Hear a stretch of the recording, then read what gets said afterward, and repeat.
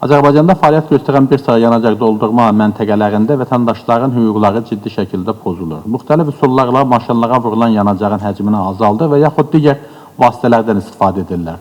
Şəxsən özüm də bir neçə dəfə Lukoil yanacaq doldurma məntəqəsində belə bir pozuntu ilə rastlaşmışam. Ya benzini əskik vururlar, ya pulu əskik qaytarırlar, ya da aparatı dayandırıb yenidən benzin vurmağa başlayırlar ki, həcm rəqəmini çaşdırmağa çalışsınlar. Bu hüquq pozuntusu olan illiklərdir ki, davam edir və bugün də eyni pozuntular baş verməkdədir. Digər pozuntu isə müxtəlif yanacaq doldurma məntəqələrində vurulan benzinin həcmi ilə bağlıdır. Bilirsiniz ki, indiki avtomobillərdə elektron sistemdir və dolu kənlə qət olunacaq məsafəni aydın şəkildə göstərir. Necə olur ki, ayrı-ayrı məntəqələrdə bu 60-90 kilometr fərq edir. Bəzilərində daha çox fərq edə bilir.